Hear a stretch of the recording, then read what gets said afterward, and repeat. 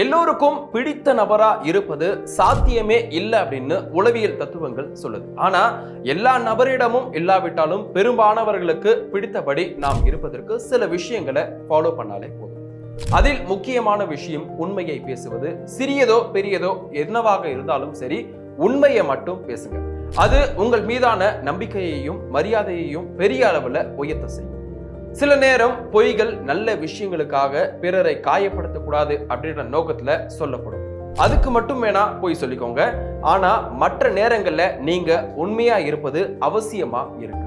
அடுத்து சுயநலமற்றவரா இருக்கணும். எல்லா நேரங்களையும் நம்மால இருக்க முடியாவிட்டாலும் சரி, எந்த அளவிற்கு சுயநலமற்று மற்றவர்களுக்கு உதவி செய்ய முடியுமோ அதை தொடர்ந்து செய்யுங்க.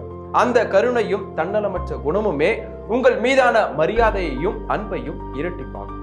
அடுத்தது, மற்றவர்களை பாராட்டுங்க. நீங்க எவ்வளவு திறமசாலியா இருந்தாலும் சரி, முட்டாளா உணர்ந்தாலும் சரி, மற்றவர்களை பாராட்ட மட்டும் தயங்காதீங்க. அது உங்கள் மீதான மதிப்பையும் மற்றவர்களுக்கு நீங்கள் உண்மையா இருப்பதையும் வெளிக்காட்ட செய்யும். இது உங்கள் மீதான அன்பை பல மடங்கு அதிகரிக்கவும் செய்யலாம்.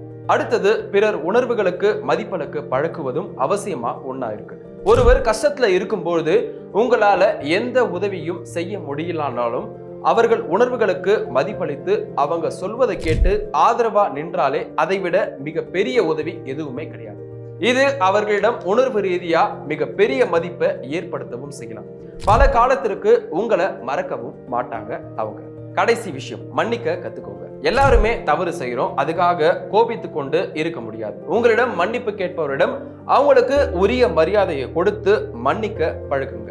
அதுவும் உங்கள் மீதான அபிப்பிராயத்தை அதிகரிக்கவும் செய்யலாம். இது எல்லாமே நீங்க கடைபிடிச்சாலே மற்றவர்களிடம் இருந்து சிறந்தவரா நீங்கள் இருப்பீங்க. இன்றைக்கு நெகட்டிவான சூழல்ல இது கடினமா இருக்கலாம். ஆனா நீங்க நினைச்சா சூழலை பாசிட்டிவா ஆக்கலாம். முயற்சி செஞ்சு பாருங்க.